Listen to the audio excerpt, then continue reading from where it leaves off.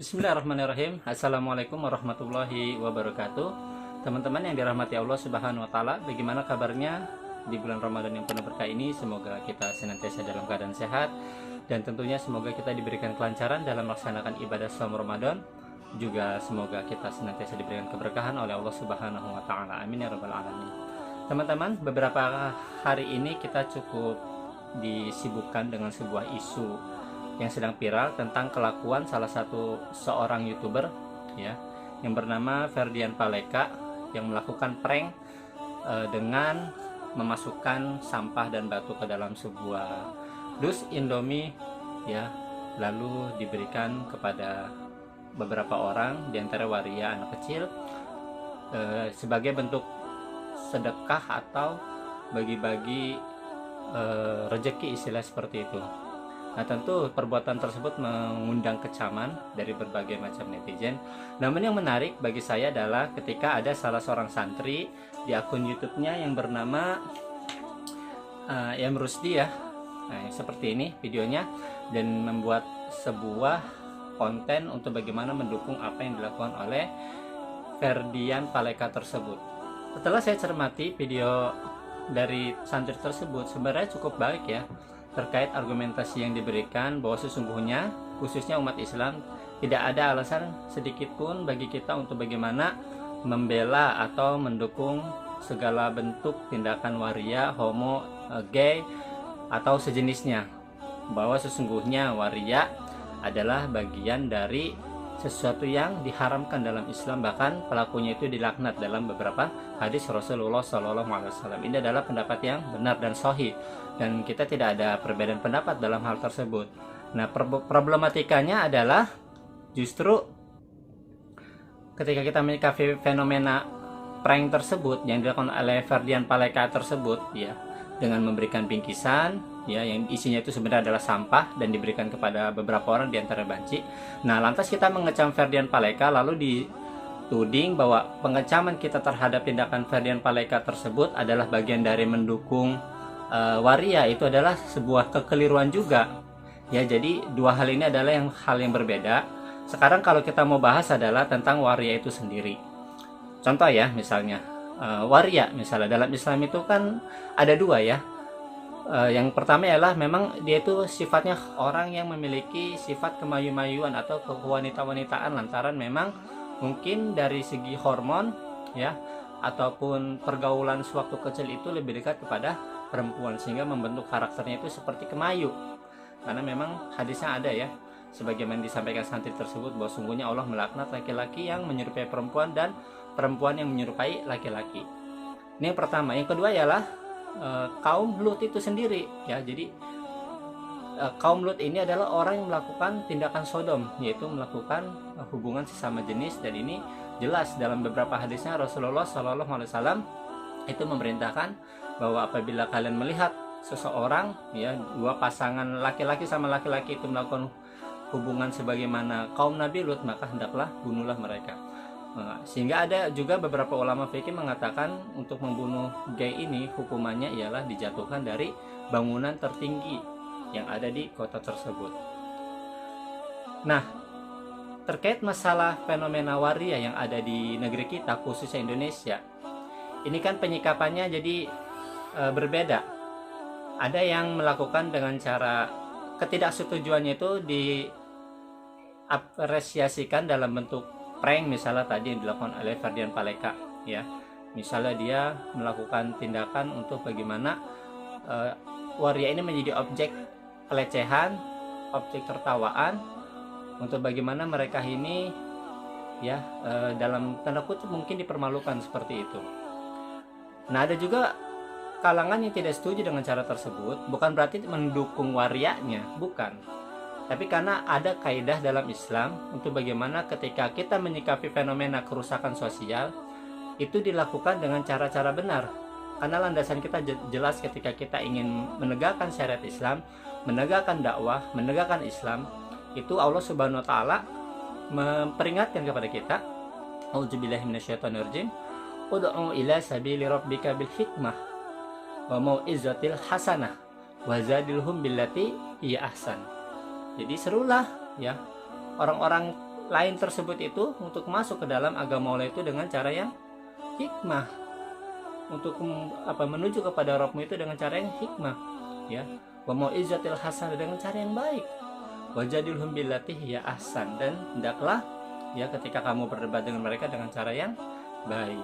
Ini adalah salah satu barometer atau pegangan bagi kita ketika kita ingin benar-benar menyikapi fenomena kerusakan sosial.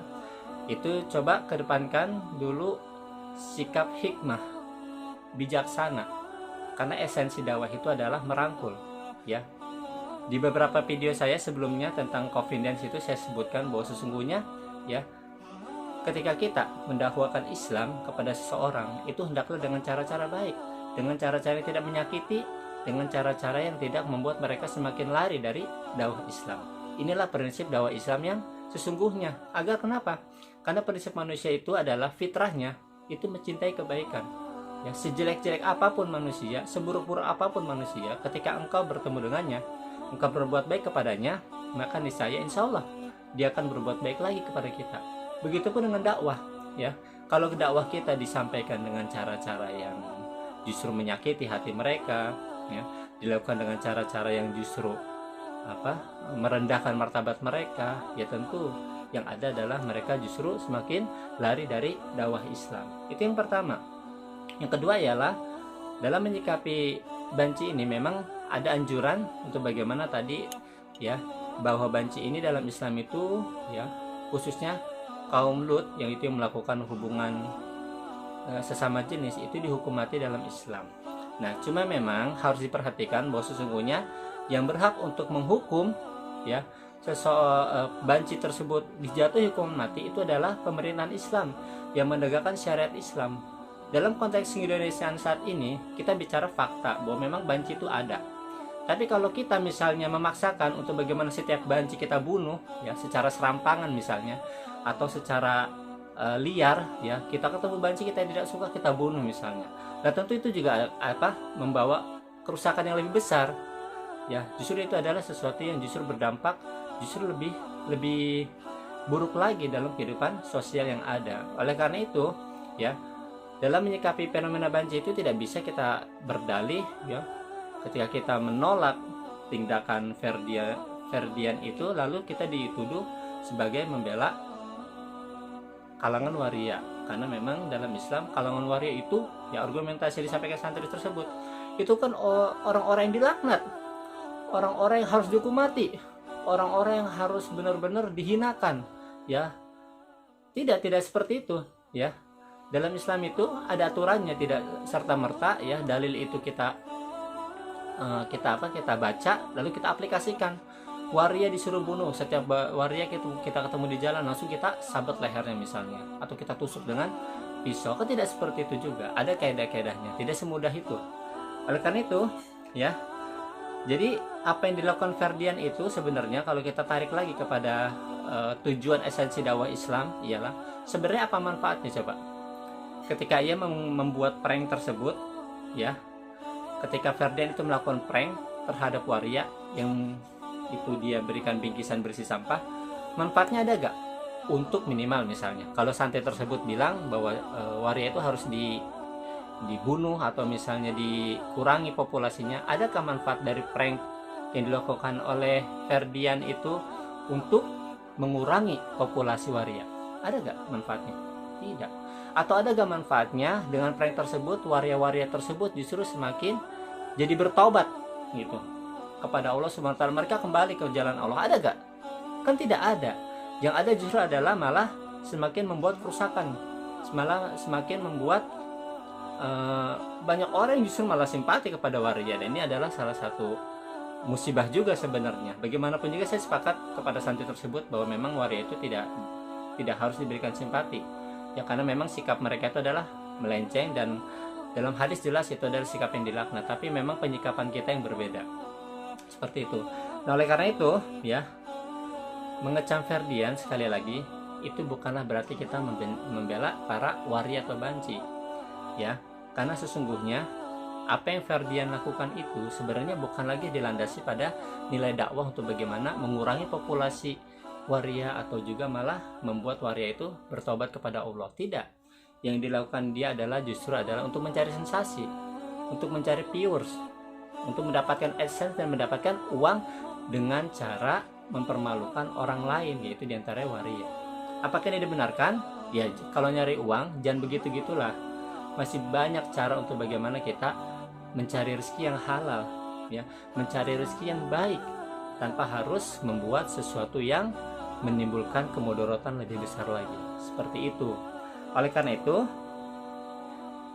orang yang mempelajari adab, dia akan tahu untuk bagaimana cara memperlakukan sesama makhluk Allah Subhanahu wa Ta'ala. Memang banci itu tidak perlu dibela, tapi mempertontonkan tindakan mengambil sampah lalu dikemas dan dia berbohong, ya, dia itu berbohong, ya, bahwa ini adalah bingkisan makanan lalu diberikan kepada waria, juga anak kecil. Ini adalah tindakan yang justru adalah sesuatu yang tercela. Karena apa? Coba Anda perhatikan di video Ferdian. Ketika dia mau memberikan sedekah tersebut, Ferdian tuh mengatakan, ini kita mau bagi-bagi sedekah. Bayangin coba, sedekah yang merupakan amalan yang agung dalam Islam, ya, dia hinakan, dia lecehkan dengan sesuatu tindakan yang sangat tidak terpuji, yaitu memberikan sampah kepada orang lain atas nama sedekah. Dan yang kedua, dia juga telah melakukan kebohongan, yaitu menipu orang lain, ya. Berbohong. Sejak kapan berbohong itu adalah tindakan beradab dalam Islam? Kepada siapapun, bahkan kepada waria, apalagi kepada anak kecil misalnya. Apakah kita boleh berbohong? Rasulullah Shallallahu Alaihi Wasallam itu bersabda, "Alaikum bisidqi fa inna sidqa yahdi ilal birri wa innal birra yahdi ilal jannah. Wa iyyakum wal kadziba fa innal kadziba yahdi ilal fujur wa innal fujura yahdi ilan nar." Rasulullah Shallallahu Alaihi Wasallam justru memperintahkan kita, hendaklah kalian selalu bersikap dan berkata jujur, karena sungguhnya kejujuran itu akan membawa kepada kebaikan, dan setiap kebaikan itu akan membawa kepada surga. Dan hendaklah kalian menjauhi sifat atau perkataan berbohong atau berdusta, karena sesungguhnya berdusta itu akan membawa kepada kedurhakaan atau keburukan, dan keburukan itu pasti akan membawa kepada neraka. Oleh karena itu, ya, ketika kita menyikapi fenomena yang ada, hendaklah kita timbang secara dalil, timbang secara ilmu. Apalagi santri itu harusnya berpikir dalam perspektif dakwah, dalam perspektif kemaslahatan bagi agama, ya. Membela Ferdian itu, saya balik bertanya, kalau misalnya Anda membela Ferdian itu, alasannya apa? Alasan dakwahnya apa? Apa manfaat dakwah yang diberikan oleh Ferdian untuk kemajuan Islam sehingga Anda mendukungnya? Apa coba? Ya, padahal yang dilakukan Ferdian itu jelas-jelas banyak penyimpangannya dari sisi syariat. Dia melecehkan yang namanya sodakoh. Dia melakukan tindakan berbohong atau menipu. Itu adalah salah satu tindakan yang tidak terpuji dalam Islam. Dan dia melakukan itu semua demi mendapatkan keuntungan pribadi, yaitu mencari viewers dan juga AdSense supaya dia itu mendapatkan uang. Nah, ini adalah tindakan yang tidak terpuji seperti itu. Teman-teman yang dirahmati Allah Subhanahu wa Ta'ala, ada sebuah kaidah syariat, ya, kaidah fikih yang mengatakan darul mafasid muqaddamu ala jalbil masalih. Dalam hal ini ialah menolak mafsadat itu didahulukan dibandingkan dengan mengambil manfaat, ya. Coba deh kita perhatikan ayat yang Allah firmankan dalam Quran surat Al-An'am ayat 108. A'udzubillahi minasyaitonirrajim. Wala tasubbul ladzina yad'una min dunillah fayasubbullaha adwan bighairi ilm. Jadi Allah memberitakan kepada kita, dan janganlah kalian memaki atau menghina sesembahan orang-orang yang menyembah kepada selain Allah, karena sesungguhnya mereka nanti akan memaki-maki Allah dengan melampaui batas, dengan tiada ilmu. Padahal kalau kita ingin jujur, perilaku syirik, perilaku menyekutukan Allah ini adalah perilaku yang sangat bejat. Bahkan Allah menyebutnya ini adalah innasyirka lazulmun azim. Syirik itu adalah kezaliman yang amat besar. Dengan kata lain, ketika kita merendahkan sesembahan selain kepada Allah, itu manfaatnya ada, yaitu untuk mengagungkan Allah Subhanahu wa Ta'ala. Tapi Allah melarang itu. Kenapa? Karena di situ ada mafsadat, ada kerusakan yang akan timbul ketika kita memaki-maki sesembahan kepada selain Allah, yaitu apa? Orang-orang kafir itu akan kembali memaki-maki Allah dengan melampaui batas sehingga Allah larang kita. Kita tidak mengambil manfaat itu agar tidak terjadi mafsadat yang lebih besar. Bayangkan coba, perkara sebesar ini saja, syirik saja, Allah Subhanahu wa taala melarang kita untuk bagaimana? Ya, kita itu melakukan tindakan tersebut meskipun itu ada manfaatnya. Nah, sekarang Anda membela Ferdian, itu manfaatnya apa? Manfaatnya apa? Apakah populasi banci semakin berkurang? Apakah waria-waria tersebut justru semakin bertobat kepada Allah Subhanahu wa taala? Manfaatnya tidak ada. Yang ada adalah kerusakan yang besar. Ya, bagaimana ya kegaduhan yang terjadi di masyarakat, dan juga ya tadi pelecehan dia terhadap amalan sodakoh, juga sifat dia berbohong, ya, menipu, ya, tertawa di atas penderitaan orang lain, mencari keuntungan dunia, mencari duit dengan sesuatu yang sangat tidak beradab. Gimana kita harus membela tindakan Ferdian tersebut? Ini pertanyaan saya. Oleh karena itu, banyak problematika yang terjadi di tengah kehidupan sosial kita, ya, baik itu korupsi, premanisme, ya. Oke lah, kita fokuskan pada perkara banci misalnya, atau waria yang ada di negeri kita atau lingkungan kita. Nah, yang jadi persoalan adalah bagaimana dong kita menyikapinya. Apakah waria itu cukup kita jadikan objek prank misalnya? Apakah ada manfaatnya untuk bagaimana mengurangi populasi waria tersebut? Tidak ada kan? Oleh karena itu, ketika kita melihat suatu fenomena permasalahan sosial yang ada di tengah kehidupan kita, di tengah masyarakat, maka hendaklah kita juga menawarkan solusi dong, ya. Kalau saya mengajak, ya, ketika memang ada fenomena waria semacam ini dan kita tidak setuju, yang pertama yang kita lakukan adalah kita bisa melaporkan kepada pihak-pihak yang berwenang, polisi atau dinas terkait, untuk bagaimana waria-waria yang mereka masih saja berkeluyuran di pinggir jalan menjadi penyakit di tengah masyarakat, ini harus bisa ditertibkan. Kan ada kan perangkat hukumnya, ada kan instansi atau aparat penegak hukumnya. Maka ini yang bisa untuk kita pakai bagaimana mengurangi dari efek negatif adanya waria tersebut. Ini jauh lebih bermanfaat daripada kita melakukan prank yang tidak ada gunanya seperti itu. Yang kedua ialah kita dakwahi, ya. Kalau Anda sebagai santri, ya, harusnya Anda tahu dong kaidah bagaimana ketika ada orang melakukan maksiat, ya cobalah dakwahi, ya, karena memang tidak menutup kemungkinan kan, bisa saja mereka masih memiliki atau harapan kembali ke jalan Allah Subhanahu wa taala. Oke, demikian, semoga bermanfaat. Saya harap semoga dengan kejadian ini menjadi perhatian bagi kita semua, ya. Bagi yang tidak setuju dengan Ferdian, ya, ketidaksetujuan kita itu berdasarkan ilmu, bukan berarti kita membela waria. Dan juga saya berharap betul kepada kaum muslimin khususnya dengan kejadian seperti ini juga jangan sampai kita justru memberikan simpati kepada para waria. Mohon maaf ya, karena memang setidaknya waria itu haruslah segera mereka bertobat kepada Allah Subhanahu wa taala. Kalau tidak ingin bertobat, maka sungguh azab Allah sangat pedih.